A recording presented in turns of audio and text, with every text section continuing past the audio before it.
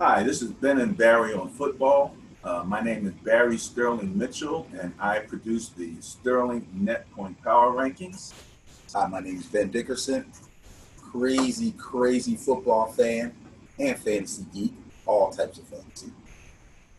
Well, we're going to get ready to get this kicked off, but I want to mention quickly that we're on YouTube here, so make sure that you click on the subscribe button below.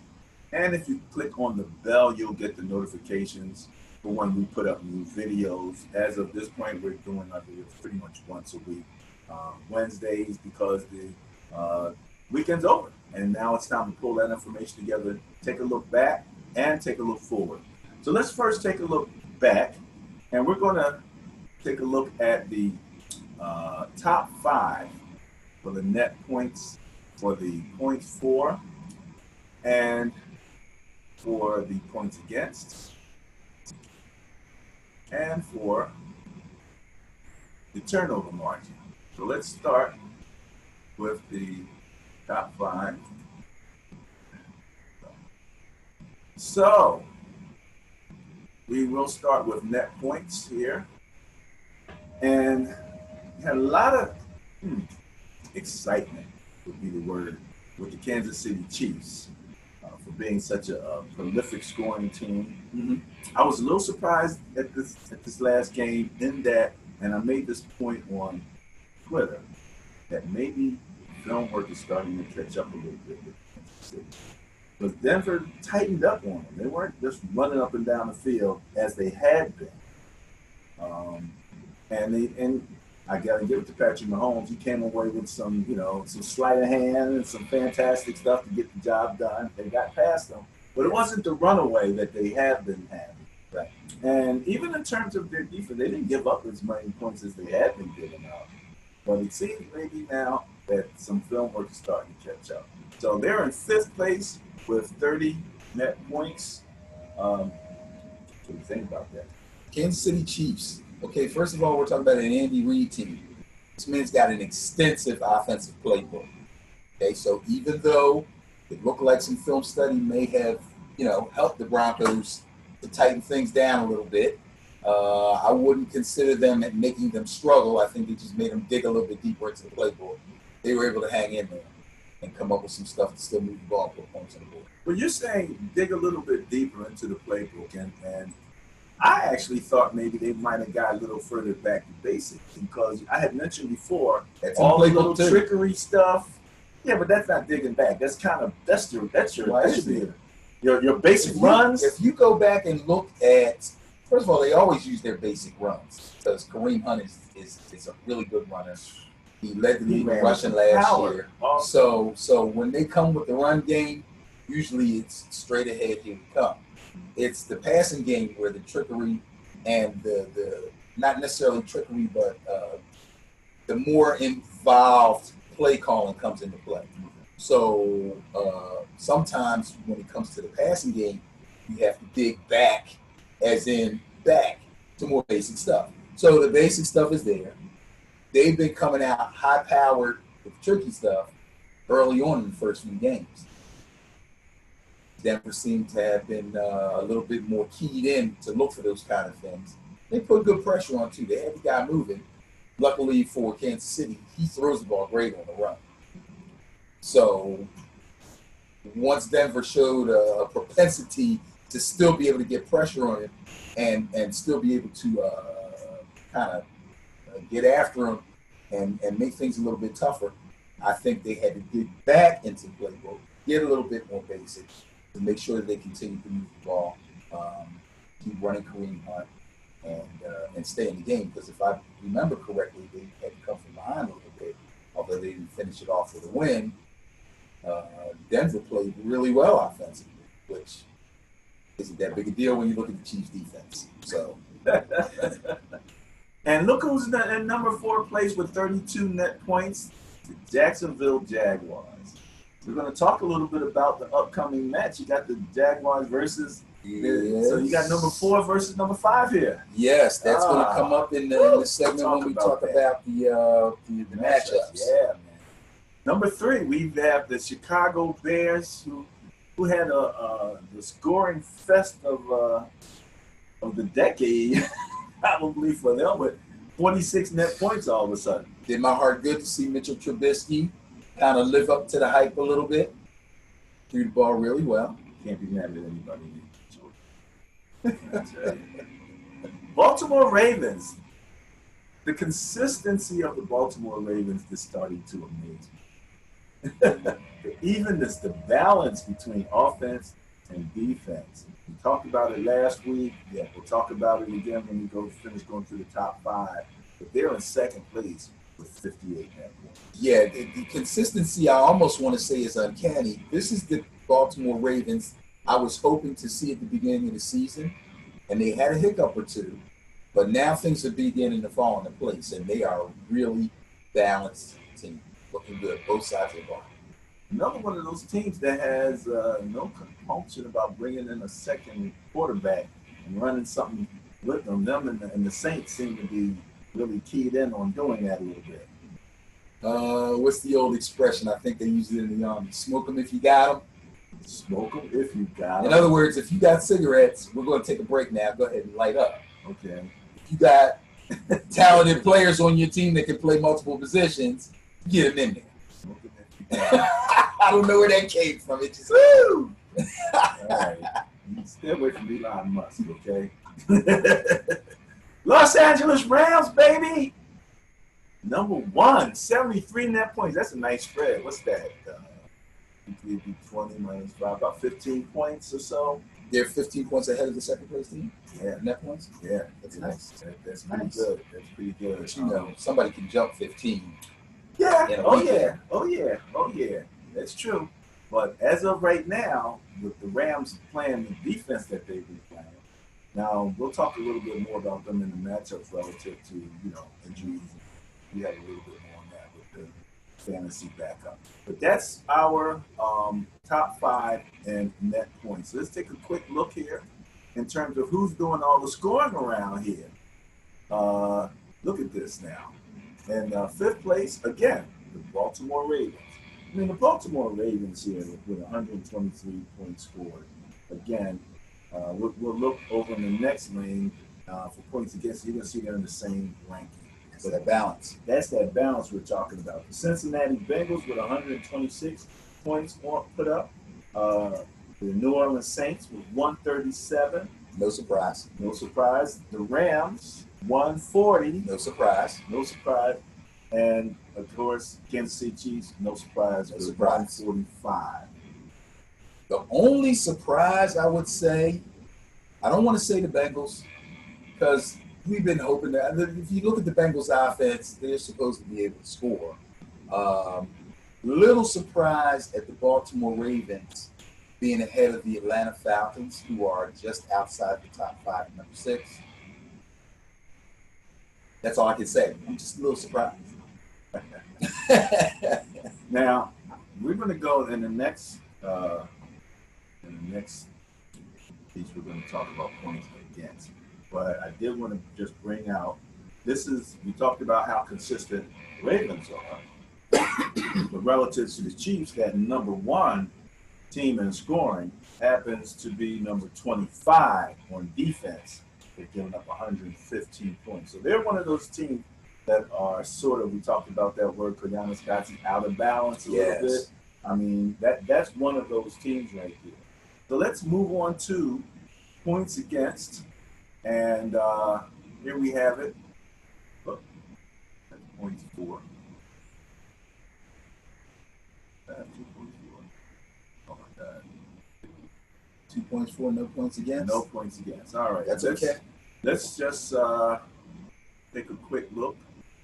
Yeah, I did that. At what they are, and we'll just run down. Points against. In 5th place, we have the Baltimore Ravens. So we just finished talking about the Ravens. And with the Ravens, again, being in 5th place in scoring, 5th place in points against, 2nd place in net points. So I think there's somebody that, again, somewhat flying under the weather. Nobody's really as excited about them, but we're going to have to keep an eye on those guys. In 4th place, Chicago Bears. Okay, Khalil Mack, and the squad now, Right. you know. And I just wanted to kind of throw it again. I think I did it last weekend too. Throw those talking to that wing because the Oakland Raiders gave up Khalil Mack. Are in 31st place defensively, having given up 123 points, just 6 points, or not just 6 points, about 16 points less than the Tampa Bay Buccaneers, who've been giving up tremendous amounts of points. In third place, we have the Carolina Panthers. Now, we haven't been talking a whole bunch about them. They haven't been in the top five in a lot of things, but they are there on defense. In second place, not unusual. We're talking about the Jacksonville Jaguars. That's expected. That's expected. 56 points given up. I don't know about this first place team. Washington Redskins. Redskins. First, only giving up 44 points. Now, 4 games. let's remember, they just had their bye week. Okay. So they got a bye. So Give them a little bump for the bye give them a week. little bump. Let's go down 6. We'll go one further down. Los Angeles Rams, a team that we expect to play good defense. Right. So, you know, I'm not saying the Skins wouldn't be in the top 5, but things might have been different if they had played last week. No doubt about it. No doubt about it. Up on our screen, though, we do have turnover margin for the first 4 games of the season. First quarter's done, man. First quarter of the season's over? The second preseason, as we call it, is now over. So everybody should have an idea about what the heck their team is about, with, you know, some familiarity with the playbook and with their team. And now the main thing is managing personnel with the injuries and all the things that are going on. Was that the Broncos game? With some injury with the ankle? Should have seen it. Oh, yeah, his foot was over there. Yeah, that was kind of crazy. I love it when they tell you, you know, they don't know if you want to see this or not. They have to warn you. We're just warning you. They have to warn you. Turnover margin, Seattle. Speaking of injuries. Oh! Now, he's got a broken leg Say who fracture. he is, so they'll know. Oh, the safety for for the Seattle Seahawks. Doug. No, that's not Doug. That's I know. That's a senior moment, but we're going to go through it. It'll come to you in a second. So we have a 3-way tie in turnover margin between the Seattle Seahawks, the Miami Dolphins, who surprised me. I was somewhat disappointed. I thought they'd at least go up. Disappointed?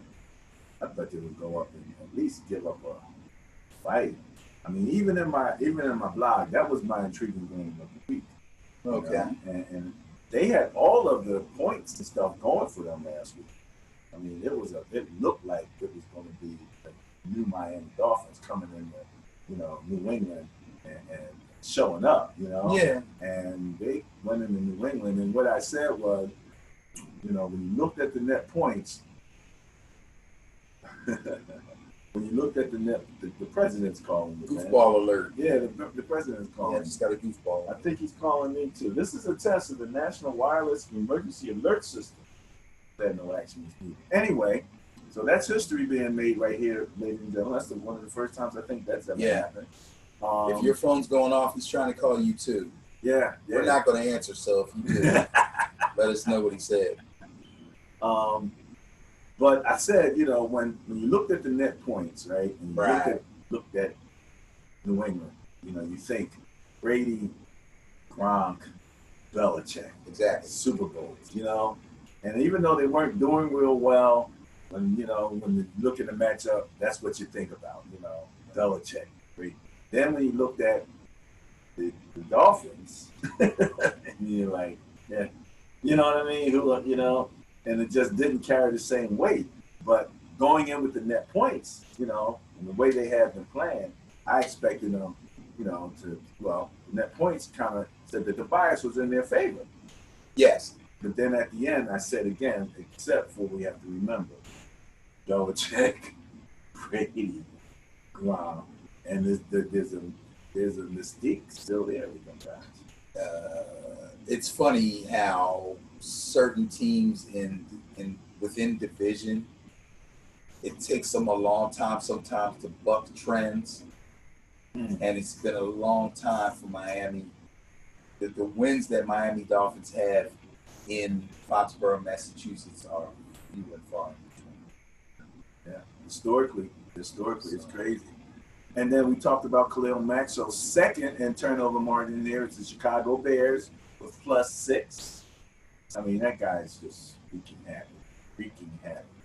Now, number one team had a firm lead right off the bat because they started out with +5 and went to +9. Yeah. And then after this loss, again, and maybe it's matchups because I really, first of all, kudos to Baker Mayfield. Put up 40-something points.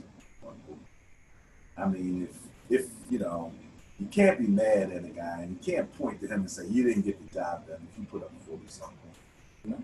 The defense, you know, I've been pretty much a fan of the Cleveland Brown talent on defense, but Oakland seemed to have their way. I mean, Oakland put up some serious points. Obviously, they outscored them. It was like a Saints game when, you know, Yeah. you know, get put up 40, lose by 42. So, you know, they dropped in their turnover margin. They weren't quite as impressive against Oakland as they had been, but they still hold on to their number spot in turnover margin. So, yeah, it's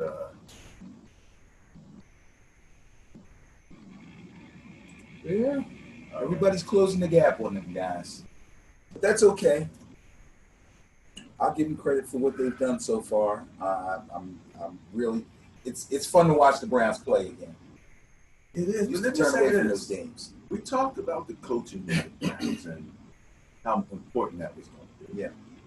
The Browns go up 9-3, right?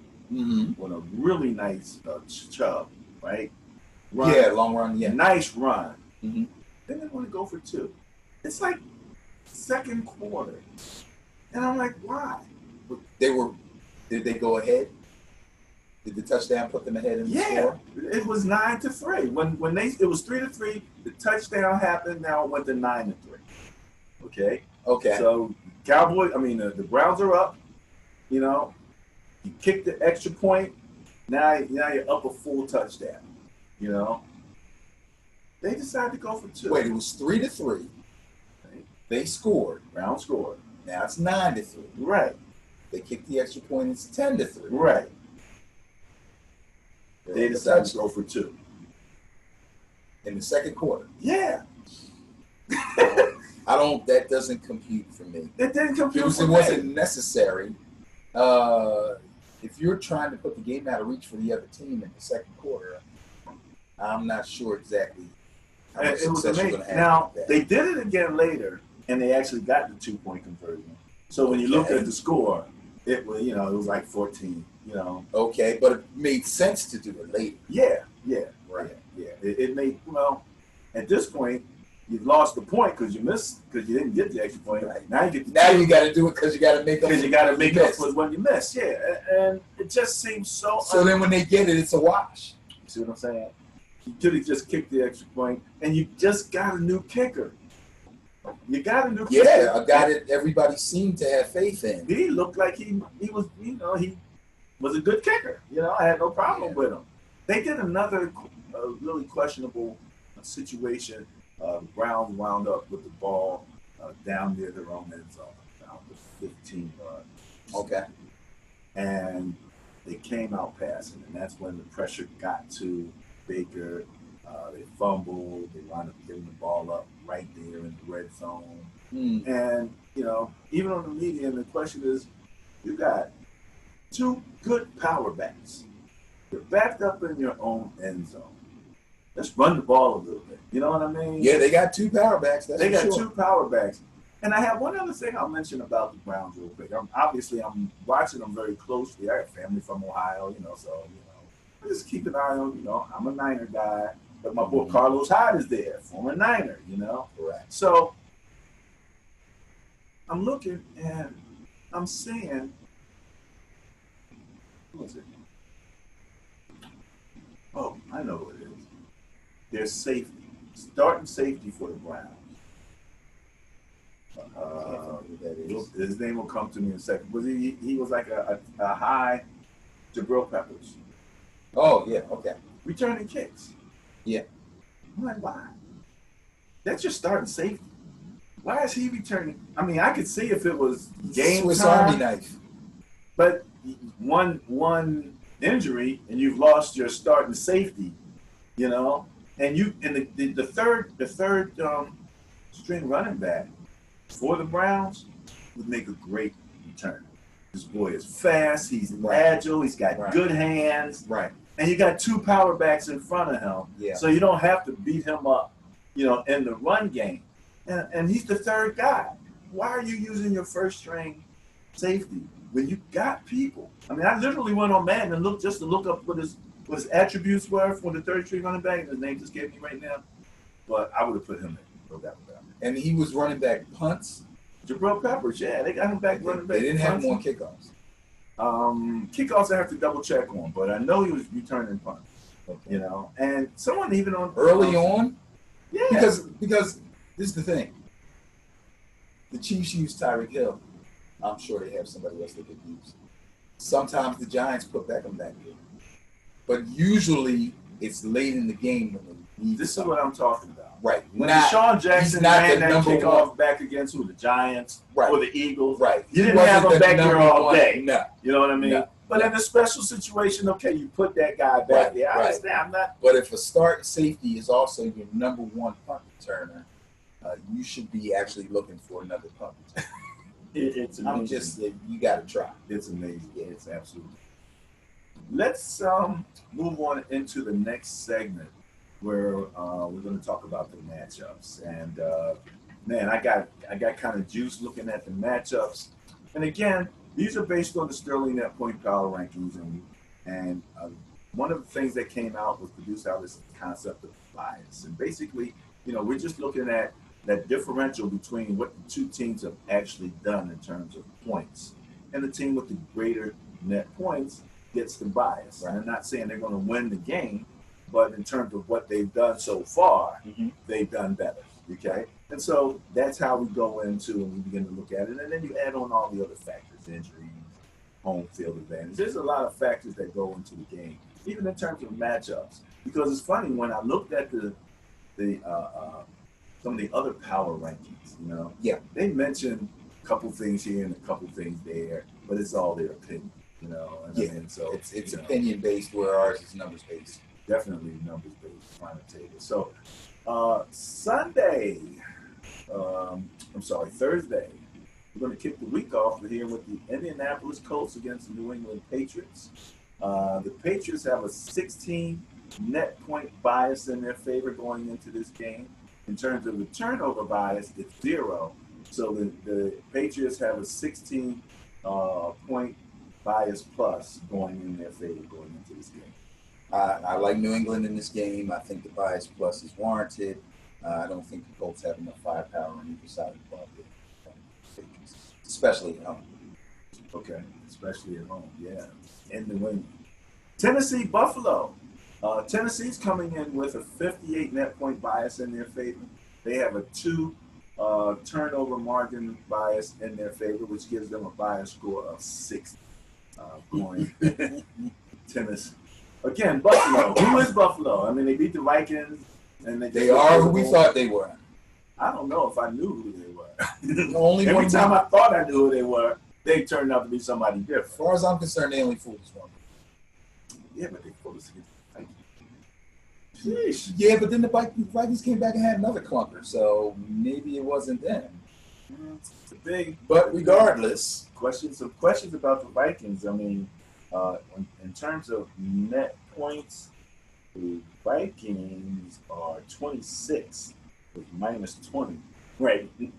So that's obviously what's going on with them guys. But so that's a 60-point bias plus in favor of Tennessee. Jeez, 60 points. Yeah, and they don't score that much, but they put up some points against it. They look slow against the Eagles at first. They just didn't look like they. But that second half going into that fourth quarter, the pounding and everything, They were able to get it done. Yeah, they kind of slow rolled them, and they played solid defense throughout. You know, the Eagles made some big plays, but they couldn't consistently ball. And that's what you want your defense to do: be solid, then but don't break. That was our motto, wasn't it, back in the Yeah, day with the Jaguars? The Jaguars. Then, but So, don't break. I mean, coming off of that big win against the Eagles, I really like Tennessee, and coming off of that really bad loss against the Packers, I'm thinking Buffalo is not going to do too much, even at home. I like Tennessee in that. Not the biggest bias of the weekend, but it's pretty big. Miami, Cincinnati. We just talked a little bit about Miami, and I thought they were going to do this, and I thought they were going to do that. Cincinnati comes in with a 16 net point bias in their favor. However, in the turnover margin, the bias is 6 in Miami's favor. So we have a differential there, and Cincinnati does still come out with a bias plus of 10. Miami's probably licking their chops a little bit after going up to New England and getting served up pretty nicely. Cincinnati, on the other hand, has been playing pretty well both sides of the ball very consistently. Their tight end just got hurt and out for the season again. But other than that, fantasy alert: Tyler Boyd, number 2 receiver besides A.J. Green. Kid's nice. Like Cincinnati in this one, they're home. They're playing well. Miami's had some ups and downs. Baltimore, Cleveland. This is the franchise. They have a franchise hatred, right? Yes. One was the other, and now is another. You know what I mean. Baltimore is coming in with a 60 net point bias in their favor. The turnover margin bias goes with Cleveland, however, but that still leaves Baltimore with a bias plus of 50. I gotta love Baltimore. Balanced attack. Flacco's having close to a career year. I want to like Cleveland. Well, I do like Cleveland, but they're in over their heads in this one, especially at home. I expect it to be a game for a little while, but I think Baltimore's defense is on. Okay. What do we got here? Green Bay, Detroit. This looks like Green Bay's game. They have a 29 net point bias and a 5 turnover margin bias going in their favor, giving them a bias plus of 34. Going in Green Bay's favor. I keep waiting for Green Bay to really turn it on, but Rodgers still looks a little gimpy. He is gimpy. However, Aaron Jones, off the suspension, has been slowly getting worked into the offense as the starting running back. I think this week he takes over as the number 1 running back and really gets it done. So, yeah, I like Green Bay. Detroit's kind of weak against the run. Detroit is in 24th place defensively. They've given up 114. Right. Again, relative to the, let's say, just the second place Jaguar, they've only given up 56. Yeah. So, I don't think they're going to stop. Green Bay. Who we got up next here? Jacksonville, Kansas City. This is the one I texted you about. I looked at this and I was like, ooh, Jags with a 2 net point bias in their favor. That's nothing. Kansas City has the turnover margin bias in their favor, however. Giving them 6, giving them a bias plus of 4 going in Kansas City's favor. right. Oh, I don't know if I can. I'm having a hard time feeling them beating the Jags, but especially considering that Kansas City sucks on defense. Jags aren't exactly. Let's look here. Offensively, where are the Jaguars? They are 21st. They've scored a total of 88 points so far. Kansas City has put up 145 so far. Oh, it makes sense a little bit. So I went down this list before we started talking about this. You're going to explain that to me. I kind of made a little mark beside each team that I thought I was picking to win the game, regardless of whether I went with the bias or against the bias. I left this one blank. I just now decided who I think is going to win this game. I think it's going to be Kansas City. Going with the bias. So I'm going to tell you why at the same time that I explain to you why Kansas City has the bias. And it's pretty simple. Patrick Mahomes versus Blake Bortles. That's the difference. Patrick Mahomes has had 4 stellar games, or at least 3 stellar games, and 1 really good one. 1,200 passing yards, 14 passing touchdowns, ran the ball 18 times for 53 yards, and he scored 1 time on the ground. Blake Bortles has had 2 stellar games and 2 clunkers. 1,095 passing yards, 7 passing TDs. So Mahomes doubled his passing TDs. 18 rushes, 132 rushing yards, which I think he got most of that in the 2 good games. He didn't get any of it in the 2 clunkers, and he has not scored on the ground. That's the basic difference. Mahomes is 4-0. The Chiefs are 4-0. The Jaguars are 3-1. 4 stellar games, or at least 3 stellar games and 1 really good one, versus 2 stellar games and 2 clunkers. Bam. You know, we were talking. So in other words, yeah, the Jaguars defense is supposed to be really good, but they haven't really played up to expectations yet. The Chiefs defense sucks, but Mahomes is so good, he's made up for it. So that's why, it could have been 4 either way if things had gone differently over the past 4 weeks. Well, the bottom line, though, because you said the Jaguars defense hasn't. They haven't lived up to the type of expectations. But they are in second place in terms of giving up points. They would have been first, except for the fact that the Redskins had a bye. Probably. Right. So they're on the flop end. In other words, Kansas City has the highest scoring offense, and they're giving the low rated defense. Right. The Jaguars have the high rated defense. They are ranked 21st on offense, giving them with only 88 points so far. Right. And when I say 2 clunkers, those 2 clunkers really drag them down. Yeah. Really drag them down. So I say all that to say I'm going to go with the bias on this one. Kansas City at home. Mahomes goes bananas. Bananas? Bananas. Against the Jacksonville defense? Bananas. You've been eating bananas? You got bananas on the brain here? What's going on? Bananas. Clarence Campbell might have something to say about that. Might even not. Though Nobody throws the ball better on the run right now than Patrick Mahomes. He threw a pass left-handed. He switched hands in mid-rollout and completed a pass left-handed. Oh, yeah. Boy's on fire. He's in the zone. They were on one of our favorite shows, Good Morning Football. Yeah. They showed other quarterbacks trying to do that, including your own Eli Manning. And it was trying to do it in a game? Yeah, trying to do a left-handed pass in a game. I know. Eli looks stupider than he normally looks. All right, so Kansas City has the bias plus, but it's only 4. And they are home, so that also, goes well for them. Yes. At home. They've been doing, I think, undefeated, so then they can get it home away. Denver and the New York Jets. And I was kind of surprised when I looked at this, because the Jets have a bias plus of 13. They have a turnover margin of 5 in their favor. So they have a bias plus score of 18 against Denver.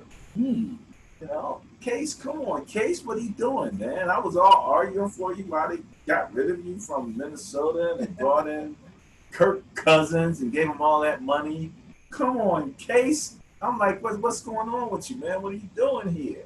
But it looks like the Jets have the bias plus going for them here, man. Always makes sense. The Jets do actually have the bias plus. Mm-hmm. However, Von Miller chasing down a rookie quarterback whose receiving core not quite a really good one. Not like Kansas City. Not like Kansas City at all. And they did what they did minus Sammy Watkins too. So they're doing Well, and I don't want to get off on a tangent here, but everybody knows Andy Reid is famous for using no-name wide receivers and pumping them up, but he hasn't had a quarterback like Mahomes that can actually make them guys look good. He's his star power thing. He doesn't believe in star power. That's the one thing about Andy Reid that's the same as Bill Belichick. This star thing is not a big deal when it comes to wide receivers for Andy Reid. He thinks that his system can make anybody great. Right now, it's kind of working. Well, again, with the right quarterback, I never thought that McNabb was the right quarterback when he was with the. He wasn't for what Andy was. But what did they try out there for poor Donovan? Reggie Brown, James Trash. What's that? Mitchell? What's the guy? Donovan Mitchell, right? Yeah, Freddie Mitchell. Freddie Mitchell. Fred 4th X. and 26. Freddie Mitchell. Yeah, Fred X. The list goes on and on. And then, as I always say, when they brought T.O. there and he opened up the field, that changed everything. Right. I thought it really made. And thank God for Tyreek Hill now. Yeah, opening up that field. Yeah. They're doing an awesome job. So it looks like Jets with a bias plus of 18. I'm liking Denver coming in and beat them. Yeah. Okay. All right. Yeah, Denver's defense isn't horrible. Not by the eye test. So Von Miller, last week, I was saying that the Denver's best hope against Kansas City was the thin air. And Patrick Mahomes was running all around the place. He's off on the sideline last week. Yeah. And it's Von Miller on the sideline. The Denver guys getting oxygen. I'm like, what's supposed to be that way? Irony. Irony. Okay, so we have Atlanta coming up with the Pittsburgh Steelers at home. Atlanta has a bias plus of 8 points, a turnover margin in their favor of 4, so which gives them a bias plus score of 12 going into Pittsburgh. And in the background of all of this, Le'Veon Bell saying, I might be coming back. I might be. Yeah, I'm expecting him back, but not this week. Both of these defenses are extremely lackluster. I'm looking for a high-scoring game. I'm going to take Pittsburgh at home. I don't think either of these teams can stop the other. Matt Ryan's having another career year, too. I believe I was watching the program, and they said he's actually a little bit ahead of his MVP stats. Oh, yeah? The year he was MVP. And I think the same year they went to the Super Bowl. Okay. Yeah, he's a little bit ahead of that pace. New York Giants against the Carolina Panthers. Giants fan? Nothing to see here, folks. Carolina with a bias plus of 19 in their favor, 13 in net points, 6 in turnovers, 19 in their favor is pretty much the way you think it's going to go. As a Giants fan, I can only hope that they would at least improve on the way they look offensively. I think the defense has been playing their butts off. Some people are saying Drew Brees didn't have his usual game. I'm saying the Giants actually stepped up and took some things away from them and made them actually work for what they got. And I'm really liking our defense as it is, even though we have some injuries on the defensive line. But offensively, we've got to play better. Let me stop saying we. The Giants have got to play better. I'm trying to be impartial. Saquon the Gift. He's doing his thing. He's doing his thing. He needs more carries. He needs 25 carries a game. Carries. Let alone touches. I don't care how many times you throw in the ball. I need him to run the ball 20 to 25 times. Odell Beckham has to have 12 to 15 targets. You got to do it. I'm sorry. If you don't, you're playing into the other team's hands. Well, that's the strength of your offense right there. You're running back. You know, that's your three-legged stool, as I used to say about the Dallas Cowboys back in the day. You know, you got Eli, you got Saquon, and you got Beckham. You know, much less all the other talent.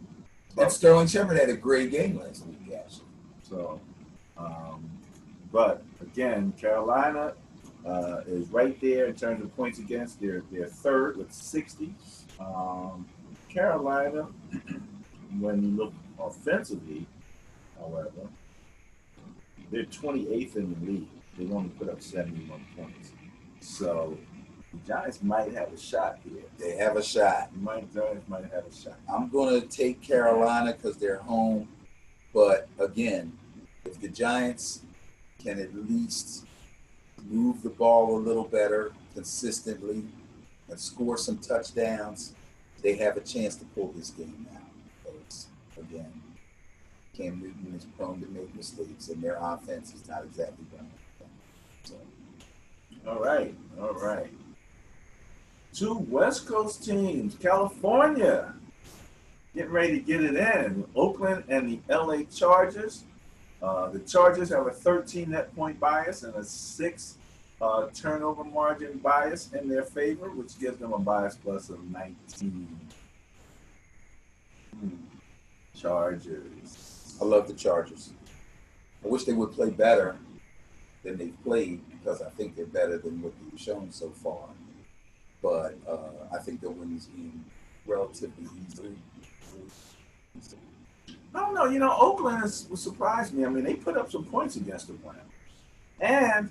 And the one run, I don't know what's going on with the refs, but you can't say beast mode is in the grass and blow the whistle. I mean, he was so pissed. He was. We can do another whole segment on some of these referee calls. We really can. He was pissed. I saw something this morning. He was something I saw this morning that I missed, where the Chiefs got the benefit of the referees blowing the fact that the play clock had run out and let them get off a play, and they got a 35-yard gain on that play. If that play could have changed the game. It would have changed the game. All this conversation about Mahomes would be different. Right. Of course, they did get 35 yards, and I think they only needed 8. So it kind of is like, so they got anyway. Yeah. Chargers. Minnesota and Philadelphia. In Philly has a 21 net point margin. That much. Minnesota again. Minnesota's not getting it done. Where are they on the scoring thing? They are 19th in the league. They've only put on offense. They've only put up 90 points. I mean, the Eagles are 25th. They've only put up 82 points. But defensively, that's where the surprise is. When we go up, we see the Vikings all the way down at 22nd. That's the surprise. And 10 points. Whereas when you go with your Eagles, where are the Eagles at here? They're, 10th place. They're good enough to 81 points top of the Seahawks with 80 points. Yeah. So it makes sense. Unless Minnesota finds itself all of a sudden. I think Minnesota's going to find themselves. I really do. I think they're going to. This isn't no giant heat coming out. This is not giant heat. Right. I really feel like the sting of them losing that game last year is still sitting with them, and I think they're going to come back in here and take care of business. The Eagles' offense is in a bit of disarray right now. Their running back situation is looking real crazy. Like, I got people, I'm sure, going to bed each night praying for Le'Veon Bell and the deal to bring him here. Ajayi has bone on bone in one knee and a small fracture in one back. He's only got one back. In his back. He's going to be difficult to trade. Okay? They got a lot of draft picks they can get rid of. But you never know what Steelers are looking for. I heard they're looking for a high draft pick player. Yeah, you got Le'Veon Bell. Especially they're looking for D-backs because their defense sucks. Well, the Eagles' D-backs aren't exactly being praised right now. So who are you going to give up? You see what I'm saying? So don't get your hopes up too high. I'm just saying that's not going to happen. I believe Minnesota's going to come in here and win a squeaker. It's going to be closer. Yeah, I can't even miss it going against a 20-point bias plus score. Yes, sir. Talking about a squeaker. Arizona, San Fran, division matchup. Now this is funny because you have San Fran with 39 net point bias in their favor and a 1 uh, turnover margin bias in their favor, giving San Fran a 40 score in the bias plus. However, both teams are operating in the negative. So, in total net points. San Fran is 25th with minus 18. Okay. Right? Cardinals are in last place, 32nd with minus 57. Okay. So this is a basement bowl. My beloved Niners. We put it out there. This is a basement bowl right now. But I'm hoping that the Niners can hold on to this bias and actually get this done. So when you look at a 40-point bias, you think one team is far better than the other? That's not always the case. They've just done better so far. That's what they've done. In this situation, I think that in fact is the case. No matter how bad the Niners have looked, they are far better than the Cardinals.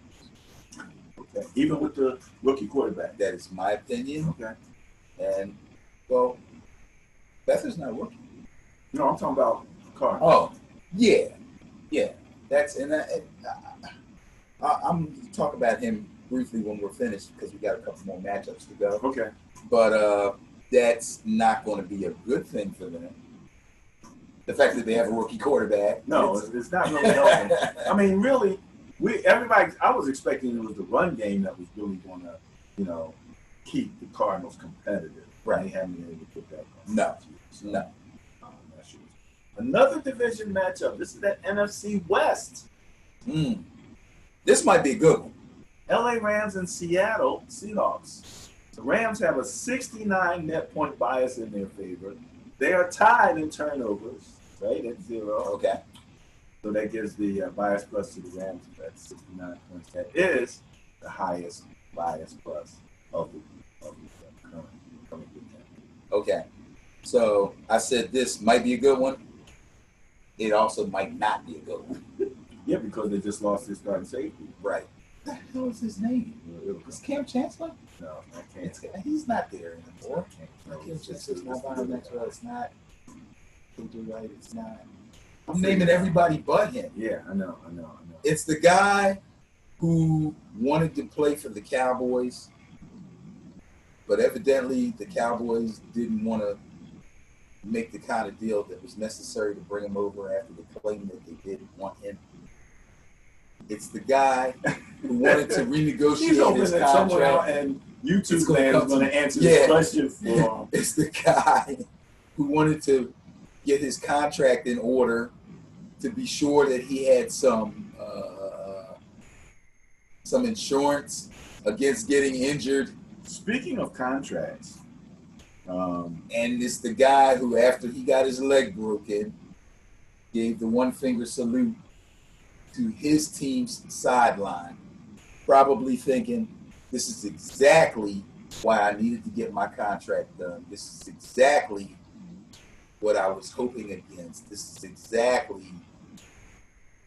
And you know what's strange? Because Le'Veon Bell actually tweeted out in support and said, this is why we hold out. And then he turned right around and said, I'm coming back.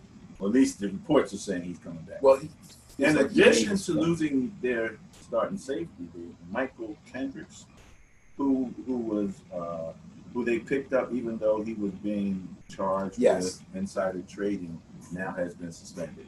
But he's out also. Okay. Yeah. It was only a matter of time before the NFL made a ruling on it. Because, once you're found guilty of a crime, then they go through and they decide if you're guilty or not, too. Earl Thomas. Poor Earl Thomas. Flipped the bird to his own sideline, and we know why. And from what I'm understanding, you're talking about Cowboys. What I'm understanding, Kansas City was in talks.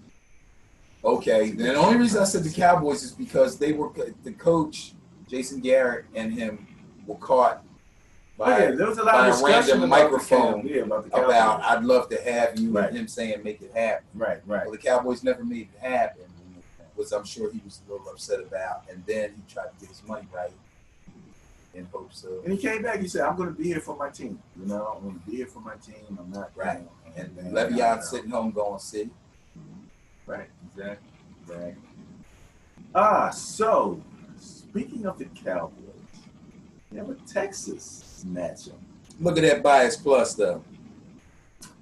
Dallas Cowboys versus the Houston Texans. Dallas has a 2 net point bias in their favor. Houston has a turnover margin of 1 in their favor, which gives Dallas a 1 point bias plus in their favor. And Houston's home. Mm-hmm. A lot of times I just say 3 points for the home field advantage, Mm-hmm. but they're home, man. But, Zeke had a massive game. Massive game. Yeah. So, if they can keep Zeke going, it opens up everything else. And here we have our receiver squad that is would be something like we talked about with Andy Reid in New England. Not exactly the top receivers in the league, super talented. Far from it for the Cowboys. But as far as they're concerned, maybe it works for their system. So, but it looks like the bias is going for Houston, but not by much. No, for Dallas by 1. I'm sorry, for Dallas by 1. Yeah. Now, it took that stellar, hard-working game for Zeke, for Dak Prescott to finally have a chance to show off and win the game at the end with a great pass, by the way. Dak Prescott is not out of the woods yet as far as having a good season or not. However, you know who is out of the woods, is really starting to shine? Deshaun Watson. That's going to be the difference in this game. I'm going against the bias, taking Houston at home with Deshaun, Will Fuller, and Hopkins getting it done. Okie dokie, I can see that. Monday night, our surprise team, our team that we're seeing there, 6 in net points with 20. Washington Redskins are going up against New Orleans Saints. Now, this is one of those scenarios, again, where net points makes all the difference. Because you just look offensively and you're like, oh, it's got to be the Saints. Right. Then when you flip the defense around, now all of a sudden things start to balance out. When I look on defense, I see the Saints in 29th place. They've given up 121 points.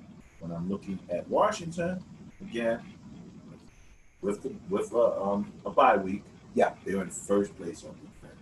They're giving up 44 points. Washington has played pretty decent ball. Right. So they didn't have they played one less week than everybody else, which simply means they didn't have a chance to have a bad game. So they've earned their position by having good defensive games for the first 3. Now they're coming off the bye week, with a chance to really study, take a week off, get everybody healthy, and really, really study New Orleans.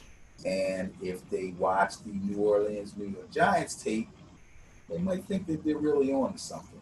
But they got to go into the dome. And what's going on? Number 22 is coming back for the Saints off of a 4-game suspension. Thank you. Fantasy alert. Mark Ingram and Kamara together, there is no better 1-2 punch. No better 1-2 punch. Kamara can still get the majority of the touches, and Ingram will still put up numbers. Yeah, it's important to know when you're looking at net points what personnel is there and what personnel is not there. Absolutely. Classic example, I mentioned people when I was looking at the net points for the Eagles. Got enough these were Nick Foles at that point. Now they have Carson, Wentz there. That makes a I difference. expect to be a bit of a difference. Right. But coming off of a 4-game suspension, we're talking about fresh legs. We're talking about a real power run game. From what I hear, this guy has kept himself in tip-top shape, and couldn't wait to get back at it. He met them at the airport when they got home. Are you serious? From New York, yeah. He met him at the airport like, I'm here, I'm ready to work. Wow. So I'm going to go against the bias and take the Saints in that one. Okay. To win. By the way, if you noticed or not, sometimes I go with the bias, sometimes I don't. You got to remember, don't use the bias as a predictor. It's more for trend analysis.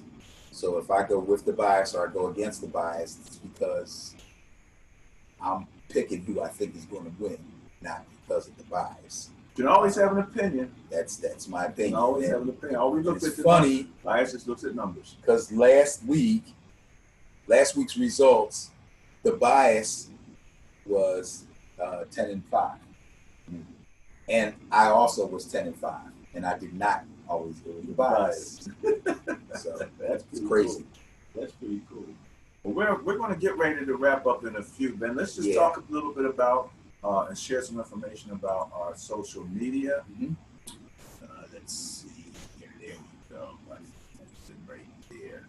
So, again, you can find us and me in particular here with the Sterling Net Point Power Rankings on Facebook. Just put in Sterling Net Point Power Rankings. You'll find the page, like the page, and make sure that you set it up for notifications. In the same matter, you can find us on Facebook as Ben and Barry on football. And just wanted to mention something real quick, Ben. We was watching TV, and they were talking about fusion football or tackle bar football. Okay. And so what this is youth football, which where the kids are wearing helmets, they're wearing shoulder pads, right? But the object on the tackle is not to take the kid to the ground, but to wrap. If you see here, you got two bars. These are tackle bars. So you want to wrap, pull those bars off, kind of the way a flag in flag football, you pull the flag off, Right. and that constitutes a tackle. So this is sort of designed to cut down on early concussions and things, because concussions, the studies are saying that children are more prone to concussions at those young ages. The brain is still developing, all of that kind of stuff. So this is sort of a way to kind of introduce tackling and tackle without it being as much of a collision sport for the younger. Here's the great thing about this. Trying to give all those little league coaches out there the benefit of the doubt that they're attempting to teach these young kids how to tackle properly, how to keep their heads up, knee to the shoulder, and all that stuff. But kids still get concussions. And a lot of it is from being driven to the ground and their heads hitting the ground. Those frigid days out there. Right. So the good thing about this is you can actually make a form tackle without taking the player to the ground. So I like this, and this is the first time I'm seeing this. I did see that they were following us on Twitter. I thought that was a wonderful thing, and I don't know how big this is going to be, but pretty interesting. Oh, absolutely. The bars, so you wrap and you pull at the bars, Yes. and they actually pull apart. And when they pull apart, it's the same as when we're playing flag football and you pull off the flag. The whistle will blow and the play is over. Wow. Yeah. So we're kind of fans. I kind of like that. Even though I must admit, though, football is a collision sport. True. And that's kind of taking the collision out of it a little bit. Because if you're not going to take them to the ground, then you're going to hit them. Like, for example, when we coached, right? You know, we taught, you hit them, you wrap, and you drive. And the drive piece is going to be missing. And you can't go into high school and not understand that, because there ain't going to be no tackle bar there. Right. So there's going to have to be a transition. There's going to have to be something with these kids if they're going to continue to play football. Come and realize that this is a collision sport. I would be interested to find out if the leagues that are using the tackle bars are outlawing taking a player to the ground. Because let's face it, when there's a collision, a clean collision, somebody's apt to go down. Yeah. So I think, okay, if I hit and wrap and I pull at the bars and my momentum still knocks the guy down, I don't want that to be a penalty. You know what I'm saying? But the idea is you want to wrap and pull as fast as you can. Absolutely. We are also on Twitter at BNB on Football, so you can find us at BNB on Football on Twitter. And I always like to talk about all of our friends. Benny, I'm a Madden guy. I had to put this up, right? Mm-hmm. Look at this. It's 3rd and 6 on the Arizona 46. I rush for 46 yards, score. I don't get a replay. How I don't have a replay? There's no replay. There's a look at the ratings on these plays. 0.51. That's a 1,016 15-point rating. That's a great play. And I don't get it. I couldn't believe it. It's an amazing thing. But that's what I said. That sucks. And also, we are on YouTube, as you know, and you can reach our YouTube channel at BenandBarryOnFootball.com. So we're about to wrap up. I have a couple points I'd like to make, Benny, and I'm going to let you finish out because you prepared a few things that you want to talk about. Is that okay? Yeah, sure, bro. Excellent. I just want to bring up something. This has come up in the media.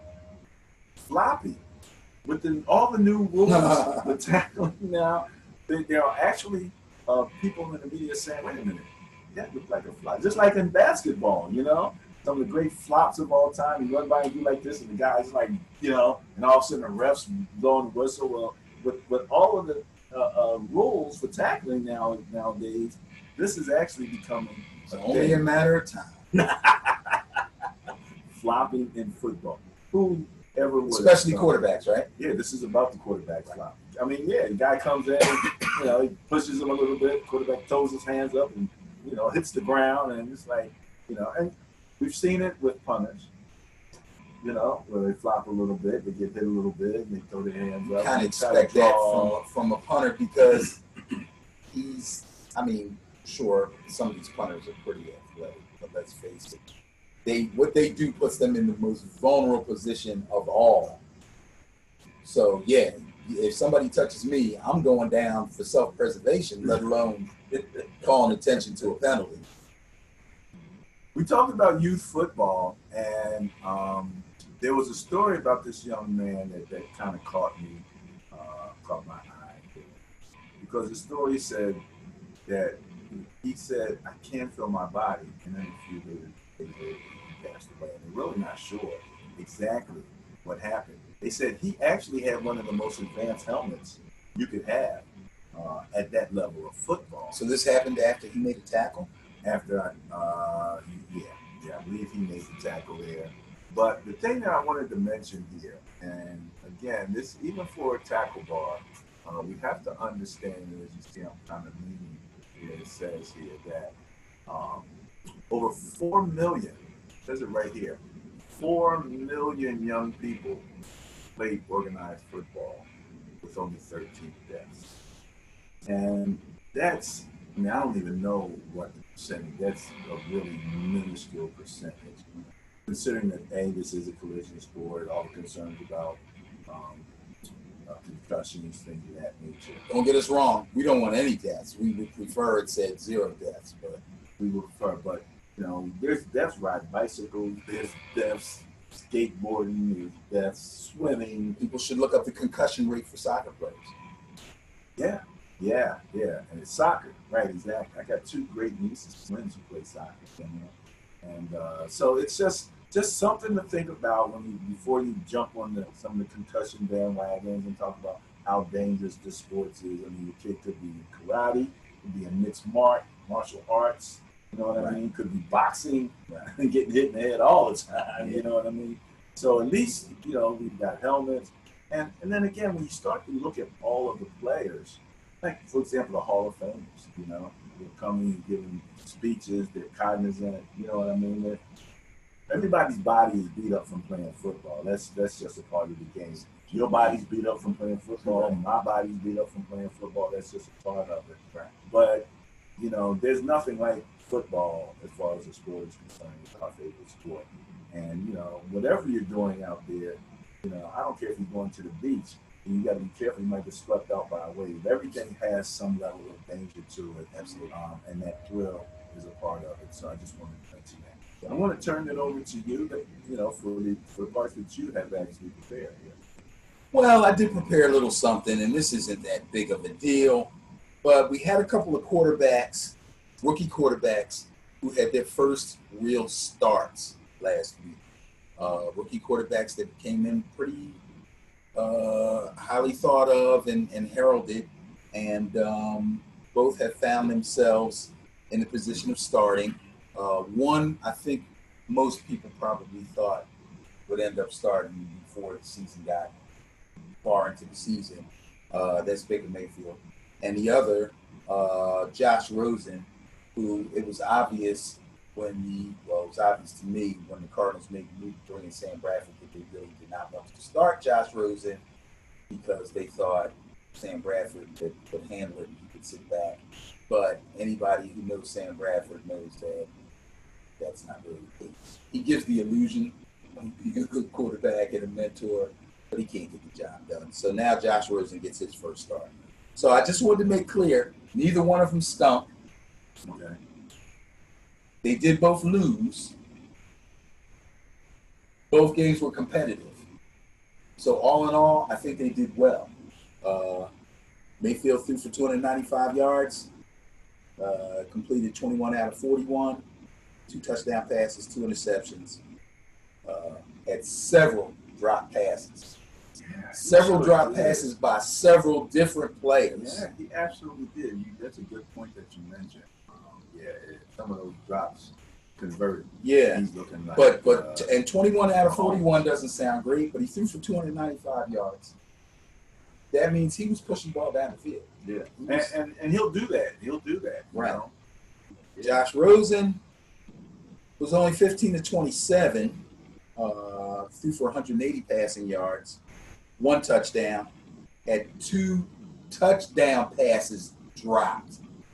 Josh Rosen had a chance to win his game against the Seahawks. He had a chance to win that game. So, all in all, I'd say kudos to the 2 rookies that got their first starts last week. Good luck the rest of the way. Awesome. Well, is that it? That's it. Oh, man. Well, you learned something today at Ben and Barry on football. I learned something. We all learned something with the game that we love. So we're about to sign off. I just want to say have a great weekend. I got a birthday coming up. So me and the wife are going to get away for a little while. Enjoy your football Sunday. Go Noles.